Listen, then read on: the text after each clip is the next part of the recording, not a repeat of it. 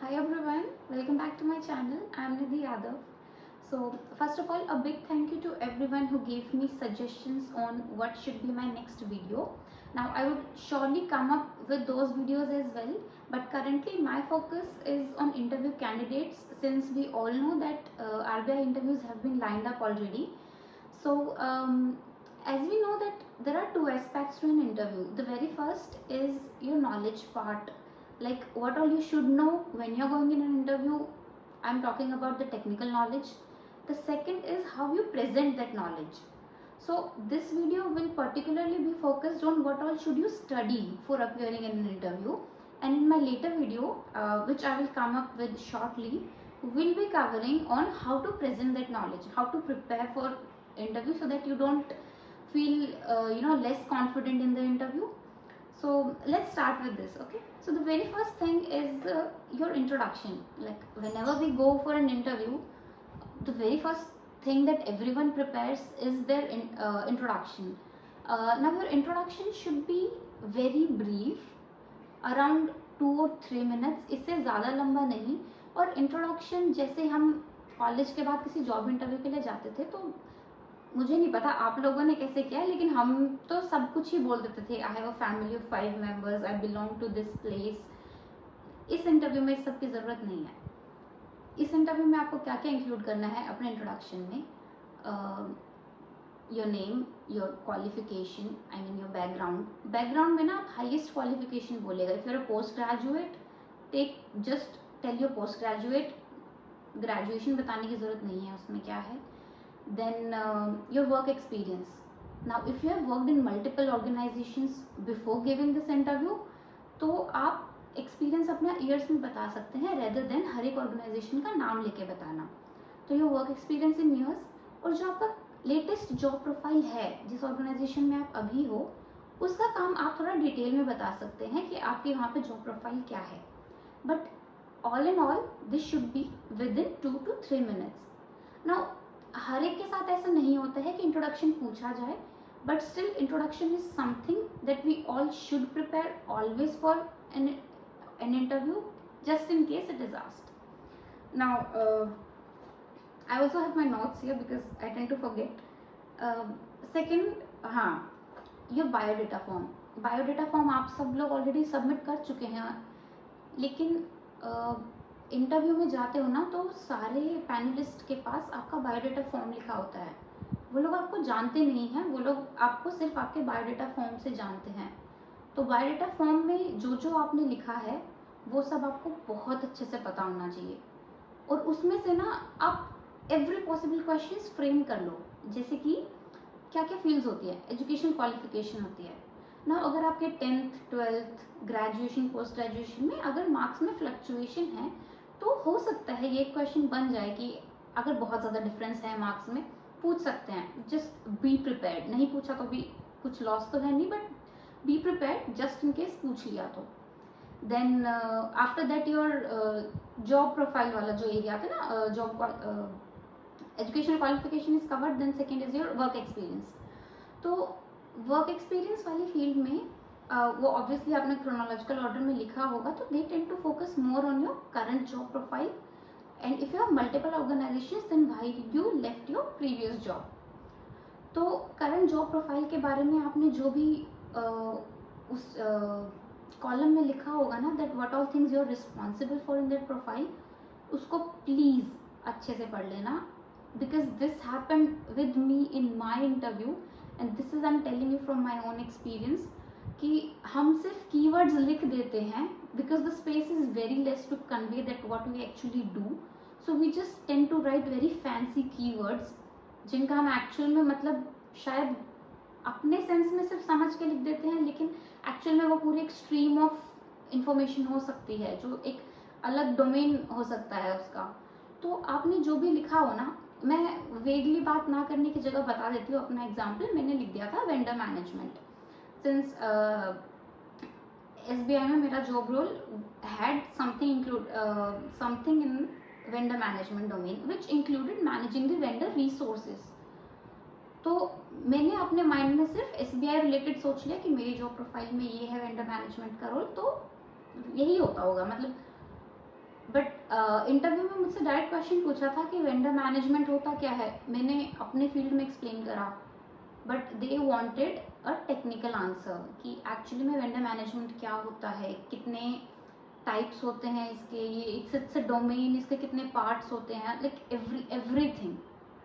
तो आपने जो भी अगर अपने वर्क एक्सपीरियंस में लिखा है ना, जिस चीज़ के लिए आप रिस्पॉन्सिबल हो, तो प्लीज़ उसको एक बार गूगल भी कर लेना। जैसे होता है ना कि हम किसी चीज़ के बहुत पास होते हैं तो हम फोकस खो देते हैं, तो दोबारा ना take a step back, read what you have written, Google it, give you biodata form की कॉपी ना किसी एक इंसान को दे दो जो आपके डोमेन से रिलेटेड नहीं है। लेट्स से योर पेरेंट्स, घर पे अगर छोटा भाई बहन हो या पेरेंट्स हो, तो उनमें से किसी को अपना बायोडाटा फॉर्म पकड़ाइए, उनको बोलिए कि इसमें क्वेश्चन पूछो। अब वो आपसे अगर पूछेंगे ना कि वेंडर मैनेजमेंट क्या होता है, तब आप सोचोगे कि हाँ, तो वो लोग आपको हेल्प कर सकते हैं वैसे अनएक्सपेक्टेड क्वेश्चंस पूछने में, जो शायद आप ना सोच पाओ कि इंटरव्यूअर पूछ सकता है। तो इसके बाद एक और बायोडाटा फॉर्म में एक और टॉपिक है हॉबीज़ और इंटरेस्ट रिलेटेड। इसका भी मैं अपने इंटरव्यू से एग्जांपल देती हूँ। मैंने लिखा था रीडिंग फिक्शन नॉवेल्स, मैंने स्पेसिफिकली कैटेगरी मेंशन करी थी fictional novels only, but still जो मुझे क्वेश्चन पूछा गया दैट वाज रिलेटेड टू कि आपने अभी रिसेंट में अगर कोई नॉन फिक्शन नॉवल पढ़ी हो तो वो बताइए। मतलब obviously I was prepared for that answer, but मेरे कहने का मतलब ये है कि जो भी आपने हॉबीज़ में लिखा है ना, उससे भी आसपास का आपको पता होना चाहिए।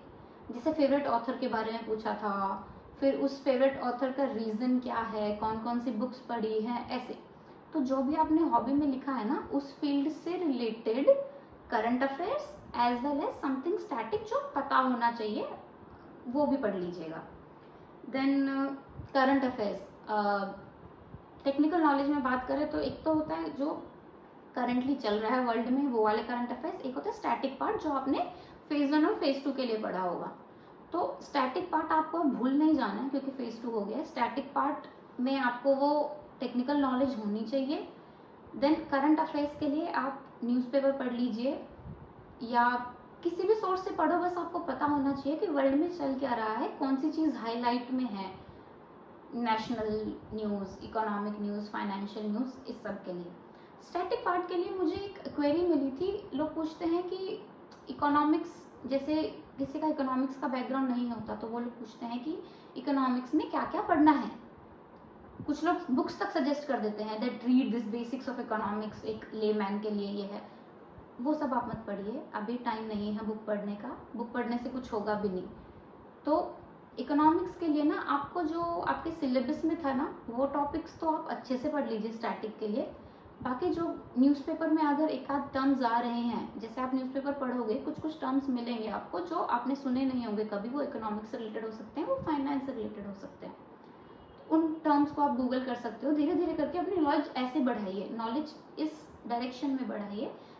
अलग से जाके बुक्स पढ़ने की ज़रूरत नहीं है इकोनॉमिक्स के लिए या फिर किसी भी सब्जेक्ट के लिए इस स्टेज पे। Then next is your miscellaneous HR questions. इसमें आ जाता है आपका कि why do you want to come in RBI, why do you want to leave your current job profile if it is paying higher than RBI or if it has a greater flexibility than RBI।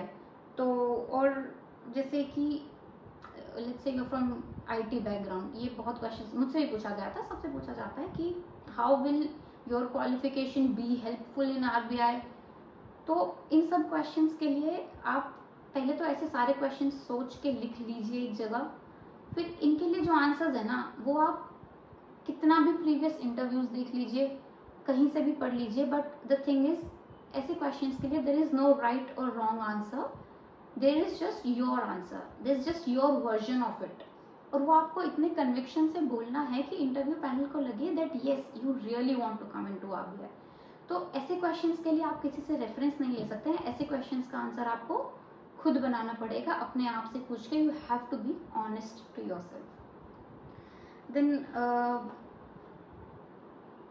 हाँ, और एक और चीज़ इन questions के लिए कि इन questions का answer ना ऐसा नहीं है कि आज मैं बैठा हूँ सोच के कि why do I want to join RBI, तो मैं इसका आंसर आज लिख दूंगा।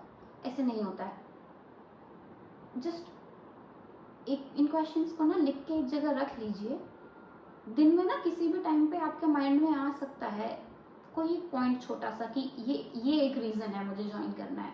जैसे आप कहीं जा रहे हो, चलते चलते दिमाग में आ गया इस पॉइंट के लिए कि मेरी एजुकेशन आरबीआई में इस तरह से हेल्प कर सकती है, उसको लिख लीजिए।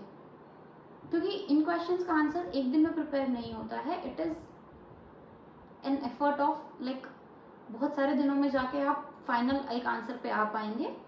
तो वो कर लीजिए आप, जैसे जैसे होता है स्टेजेस में आंसर प्रिपेयर होता है, स्टेजेस में कर लीजिए। बट लिख लीजिए, जब भी कोई पॉइंट माइंड में आता है ना उसको लिख लीजिए। कोई पॉइंट छोटा या बड़ा नहीं होता है। Just take out notes, phone में नोट्स बनाते हो उसमें लिख लीजिए, एंड में कंपाइल कर लीजिए, तभी आप एक प्रॉपर आंसर के साथ आ सकोगे।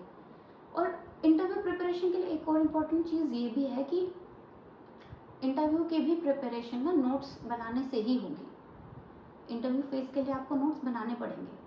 ऐसा नहीं है फेज़ 1 फेज़ 2 हो गया, इंटरव्यू अब वर्बल है तो मैं माइंड में याद रख लेता हूँ, ऐसे नहीं होता है। नोट्स बनाइए, क्वेश्चंस लिखिए जो जो आप एंटिसिपेट कर सकते हैं खुद से कि मुझसे ये क्वेश्चंस पूछे जा सकते हैं। उन क्वेश्चंस के आंसर्स लिख लीजिए पॉइंट्स में कि कैसे कैसे वो मुझे क्वेश्चंस आंसर करने हैं।